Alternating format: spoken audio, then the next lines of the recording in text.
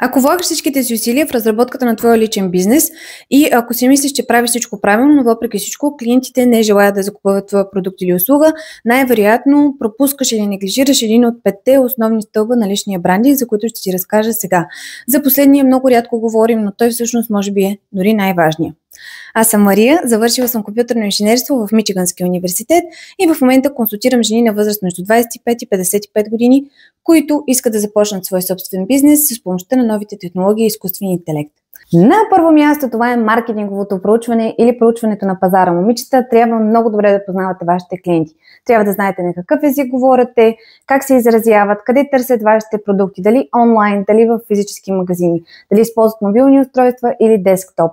Също така, на базата на това проучване трябва да решите кои са цветовете на вашия бранд и какъв е правилният тон, за да може посланието ви да достигне до вашите клиенти.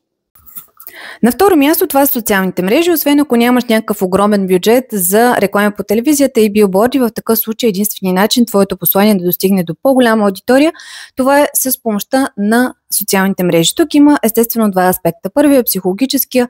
Всеки се притеснява да говори пред камера в началото, но когато вярваш на 100% в твоя продукт, това изчезва, уверявам те. Вторият аспект, това е създаването на съдържание, което да се хареса на алгоритъма и което да бъде показано на възможно най-много хора. Третия аспект и може би най-любимият ми, това е създаването на вашия личен уебсайт. Ако продаваш продукт или услуга, задължително трябва да имаш уебсайт, на който да има плащания, а в момента с новите технологии е почти задължително да има и чатбот. От момента, в който привлечеш вниманието на твоя клиент до момента, в който той купува, това нещо се казва Customer Journey или пътуването на клиента. То трябва да е изключително лесно, автоматизирано и с възможно най-малко стъпки, защото на всеки клик на бутона твоя клиент може и да се откаже от това да купи твоя продукт.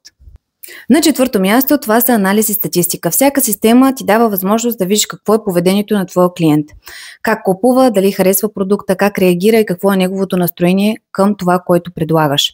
Ако не умееш да четеш и да разбираш цифрите, в такъв случай не можеш да си гъвкав и да се адаптираш към твоя клиент, съответно не можеш да направиш твоя продукт неустоим. И на последно място, но определено не и по важност, това е хигиена на живота. Трябва задължително, не само пред камера, да изглеждаме добре, да се чувстваме добре в собствената си кожа, да тренираме, да спазваме хранителен режим и да се грижим за себе си. Ако го правим само в моментите, когато ни виждат, това е все едно да си чистим къщата, само когато идват гости. И точно на тези 5 принципа съм изградила Академия Модерна жена. Целта ми е в рамките на 30 дни вие да имате абсолютно всички знания и умения, за да можете да атакувате с пълна сила вашия личен бранд и вашия личен бизнес. Ще ви очаквам там!